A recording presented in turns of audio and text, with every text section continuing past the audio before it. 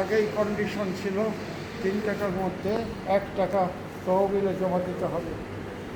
যারা দৈহিক শ্রম করতে অক্ষম তাদের সাহায্যের জন্য থাকলো 2 টাকা, 1 টাকা পাউরুটি আর চা খাওয়া দিনের বেলা, আর 1 টাকা দিয়ে রাত্রিবেলা হোটেলে ডাল ভাত খাওয়া। এইভাবে চলতে লাগলো। একজন মধ্যবিত্ত ঘরের সন্তান হয়ে, সন্তান না, একজন মধ্যবিত্ত ঘরের সন্তান শিক্ষক হয়ে এইরকম বেরি লেবারের কাজ করা কী কষ্টের সে কল্পনা করা যায় না। থাকবো কোথায়? কন্ট্রাক্টরের ম্যানেজারকে বললাম আমার এখানেই থাকতে দিতে হবে, কিন্তু সৌভাগ্যবশত কেউ কোনো দিন জিজ্ঞেস করবেন আপনি কোথা থেকে আসছেন, কেন এরকম করছেন, বা জিজ্ঞেস করে না, হয় আন্দাজ করেছেন বলবেন ঠিক আছে থাকতে পারে। আমি ওই ফাঁকা জায়গায় তাদের উপর বস্তা পেতে ঘুমাতাম, বস্তা পেতে ছাদের উপর ঘুমাতাম। আর দিনের বেলা পরে পাউন্ড রুটি আর চা খেতাম রাস্তায়, আর রাতের বেলায় হোটেলে গেলে ডাল ভাত খেলাম। এইভাবে কাটতে লাগলো আমার। তারপর একদিন নিজে ঠিক করলাম, কারোর তোয়াক্কা করলাম না। এইভাবেই মানুষ শিক্ষা পায়, শিক্ষা নেয়। আমি স্কুলে যাব, যদি মরি ওখানে যাই মরি, তাও এইভাবে মরতে রাজি না। চলে আসলাম স্কুল থেকে যখন ফিরি রেলসভার কাছে স্বার্থপর কতগুলি লোক, কংগ্রেস বলবো কি বলবো না বুঝতে পারলাম না। স্বার্থ আছে, যদি একটা আমি চলে গেলে তাদের একটু সুবিধা হয়। এমন কিছু লোক জড়ো হয়ে খুব হুমড়ি করলো। আমি এবং অজিত সন্ন্যাস বললাম করতে থাকুক, চলতে থাকুক, আমি আছি, আপনার ভয় নাই। আমি স্কুলে আসবো, মরবো, তখন তো আপনাদের দেখতে হবে না, আপনারা আসার আগেই মরে যাবেন। আমি একা আসবো, 2 জনকে নিয়েও আসবো না, আমি একা চলে আসবো। বাইক পাড়া থাকতাম, স্কুলে আসতাম। এইরকম কয়েকদিন ঘুমিয়ে করলো। তারপরে স্কুলে ঘরে ঢুকে একদিন ঝামেলা করতে গেলো, চিত্ত দত্ত নাম করে একজন কংগ্রেস নামটা করেই গেল। সে এসে বলল স্কুল থেকে বেরিয়ে আসতাম।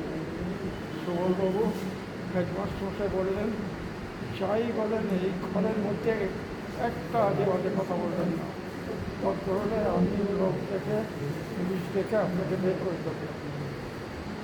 তখন আস্তে আস্তে বেরিয়ে গেল, আমি আসতে লাগলাম। সুবলবাবুর একটা ভরসা, ওই কথাটা ছিল। তারপর থেকে আর কেউ কোনো ঝামেলা করে নাই, আমি স্কুল করে গেছি।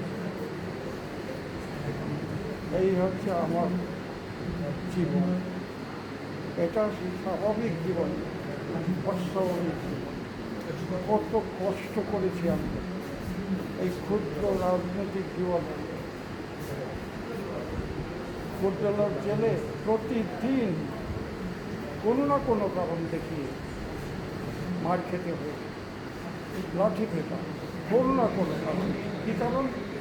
একদিন একটা ছেলে বলেছে হাতে কেন তেঁতুল দেওয়া, হাত কেন ত্বক লাগে, আর সমস্ত 900 জনকে মারল সেদিন।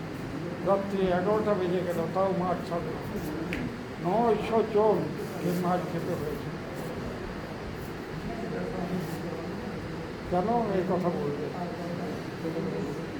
এটা বেআইনি কথা, বেআইনি কথা বলার শাস্তি হিসাবে রাত্রিবেলা জেলখানা দরাজ খোলা, এটা আরেক বেআইনি। রাত্রিবেলা কোনো জেলখানা খুলবে না।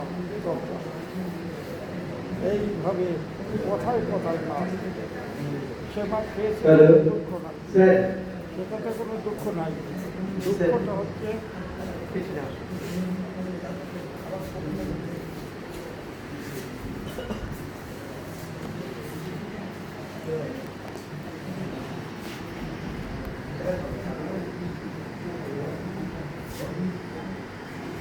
দুঃখটা হচ্ছে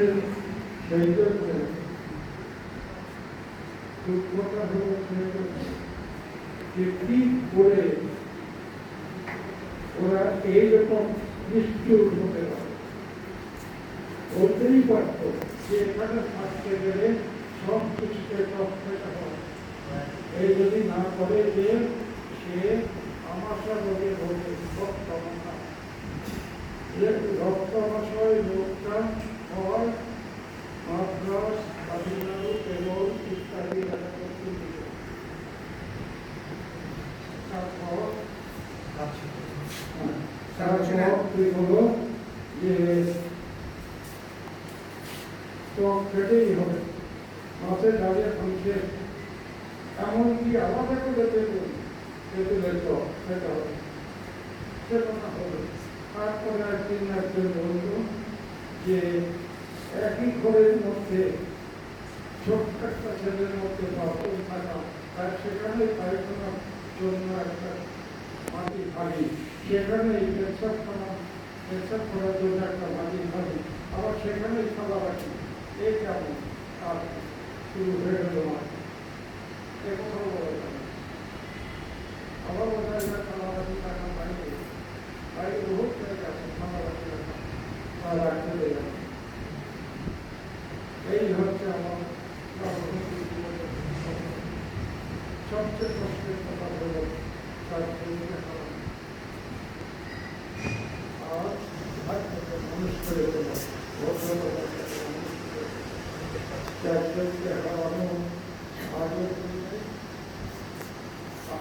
ছোট ভাইটাকে মানুষ করে তুললাম, চেষ্টা করছে, সে ভাই এখনো বেঁচে আছে।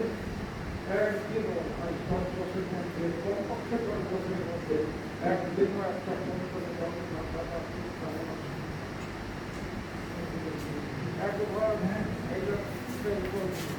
একবার কলকাতার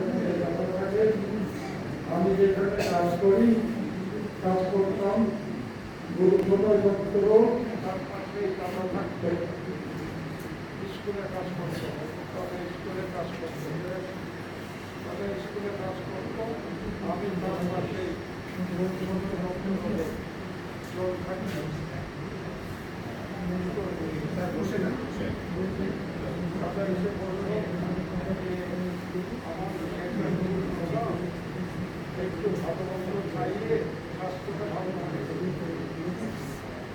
আমি রাজি হয়ে গেলাম।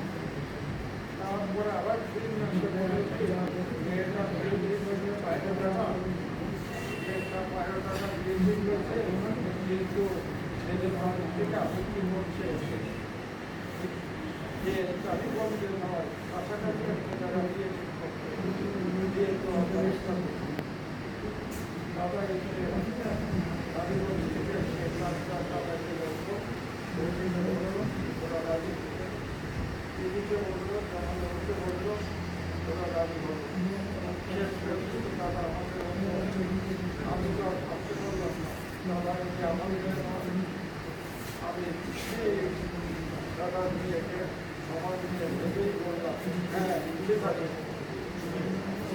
আমার এখন বিয়ে হবে, আমাকে কেউ নাই আমি আজকে সাড়ে করতে লাগলাম।